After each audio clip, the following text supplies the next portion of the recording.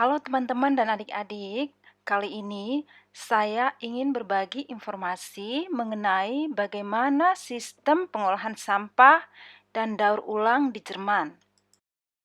Orang Jerman terkenal dengan sistem daur ulangnya dan mereka juga ramah serta sadar akan lingkungan. Jika kita berjalan-jalan di suatu pagi atau sore di kota-kota Jerman, kita akan menemukan tempat sampah yang berwarna-warni yang bentuknya mungkin menyerupai pelangi. Nah, ini karena setiap sampah itu mempunyai tempat sampahnya masing-masing yang dikategorikan sesuai dengan warna dan fungsinya. Nah, tempat sampahnya itu dikategorikan menjadi 4, yaitu yang warna kuning atau gelbesak ini untuk plastik, lalu yang warna hijau atau coklat itu untuk sisa-sisa makanan dari dapur atau bio. Warna biru itu untuk kertas-kertas dan warna merah itu untuk gelas atau kaca. Oke, mari kita bahas satu-satu teman-teman dan adik-adik. Yang pertama itu dikenal dengan istilah fund atau deposit. Nah, apa itu? Jadi, jika kita membeli minuman dari supermarket atau toko serba ada, kita harus membayar sedikit ekstra untuk wadahnya. Biaya tambahan itu disebut fund atau deposit. Biayanya bisa bervariasi antara 8 sen sampai 25 sen, tergantung bahan yang digunakan. Wadah kaca biasanya berharga 8 sen, plastik seharga 15 sampai 25 sen, dan aluminium seharga 25 sen.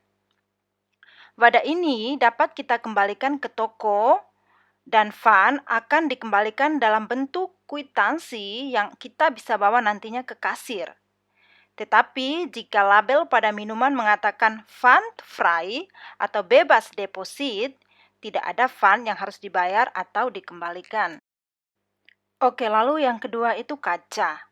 Untuk wadah kaca, apapun yang tidak memiliki fund, seperti botol anggur atau saus pasta, ini kita masukkan ke dalam wadah yang bisa kita temukan di sekitar tempat tinggal kita. Nanti sebentar saya tunjukkan modelnya seperti apa ya.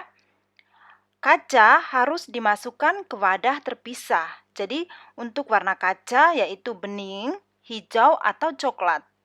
Gelas yang masuk ke dalam wadah besar ini disebut alt glass atau gelas tua. Oke, lalu yang ketiga itu kertas.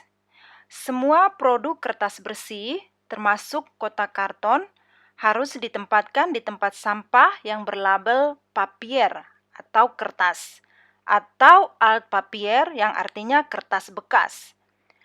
Mereka biasanya berwarna biru atau memiliki tutup biru.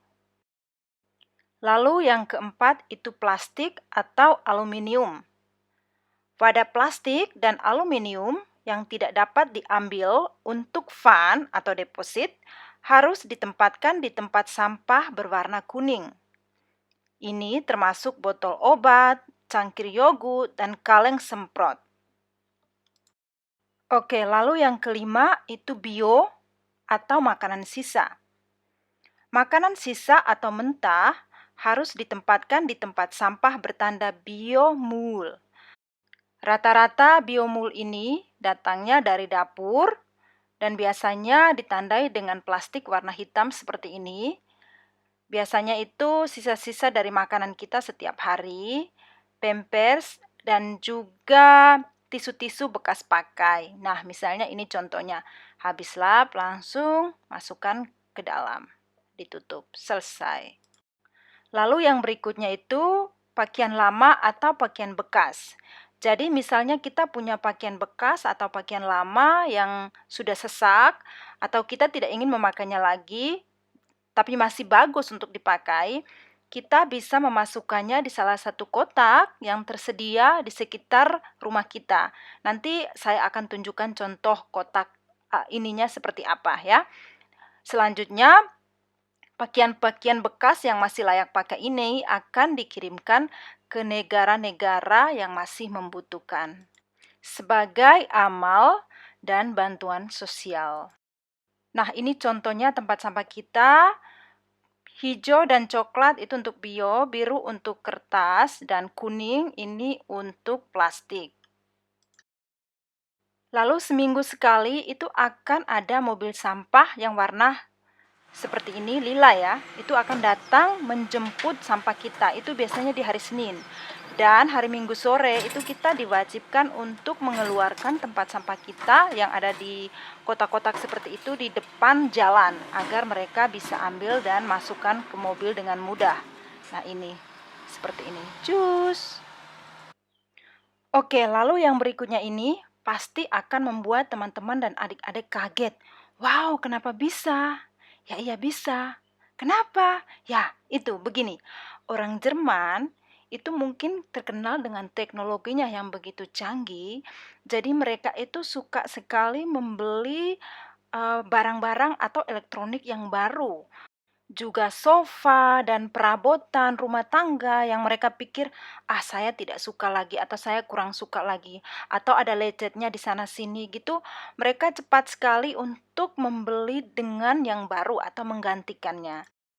Contohnya ini ya, misalnya ada kursi besar atau sofa yang mungkin hanya berdebu ya, tapi itu mereka bisa aja taruh di depan jalan dan nanti akan dikoleksi atau diambil oleh mobil khusus untuk mengambil spare mul atau sampah besar. Nah, ini waktu awal-awal di Jerman ya, saya lihat itu kan ada TV-nya besar-besar, masih bagus, kulkas, sofa, mesin cuci piring, terus itu peralatan perabotan dapur yang masih bagus-bagus. Itu saya pikir, ya ampun kasihan sekali masih bagus itu taruh di pinggir jalan. Ini kalau di Indonesia ini pasti kita sudah berebutan. Terus kadang tuh saya pikir, bisa nggak ambil terus kirim ke Indonesia? Karena kalau mereka taruh di depan jalan itu, siapa yang memang masih ingin mengambilnya boleh mengambilnya secara gratis gitu. Karena nanti ada mobil khusus yang datang mengambil sampah-sampah besar ini atau yang disebut dengan spare mul ini untuk dibawa, dihancurkan, dan recycle ulang. Nah, terus yang kontainer-kontainer ini, itu yang saya sebutkan tadi di awal, untuk gelas ya. Jadi masing-masing gelas itu punya tempatnya masing-masing. Yang ini untuk ground glass, untuk yang warna hijau, sesuai dengan kategorinya masing-masing. Nah, ini untuk kita masukkan ke dalam gelasnya atau botol-botol kaca. Terus ini untuk brown glass, terus nanti untuk wise glassnya juga. Nah, kadang itu saya pikir ya ampun orang Jerman ini kayak semua ya. Barang-barang yang masih bagus-bagus gitu ditaruh di pinggir jalan, terus beli lagi yang baru. Begitu ada model yang baru mereka langsung ganti yang lama. Kalau di Indonesia ya ampun kita pakai satu aja sampai reot-reot masih kita pakai, ya kan? Ini juga nanti dalam periode tertentu ada mobil yang khusus datang untuk mengosongkan bak sampah ini. Nah, terus ini khusus untuk pakaian bekas ya. Pakaian, baju, sepatu, apa saja yang masih layak pakai, kita bisa masukkan ke sini. Nah, di situ ada tulisan itu ya, Umweltzuliebe, mencintai alam. Oke, terus bagaimana dengan limbah berbahaya? Kita tidak boleh atau jangan membuang baterai atau cat ke tempat sampah. Ada bagian baterai dan limbah berbahaya lainnya yang mengeluarkan gas beracun jika dibakar. Beberapa toko bahan makanan misalnya mereka mendaur ulang baterai. Sementara limbah berbahaya potensial lainnya harus diambil dengan perjanjian atau dibawa ke fasilitas yang tepat. Oke, sekian dulu teman-teman adik-adik informasi yang bisa saya bagikan. Semoga bermanfaat dan negara kita juga ke depannya lebih sadar dan ramah akan lingkungan. Terima kasih, sampai jumpa di episode berikutnya. Mari kita semua sadar akan lingkungan. Salam sehat dan God bless. Bye-bye.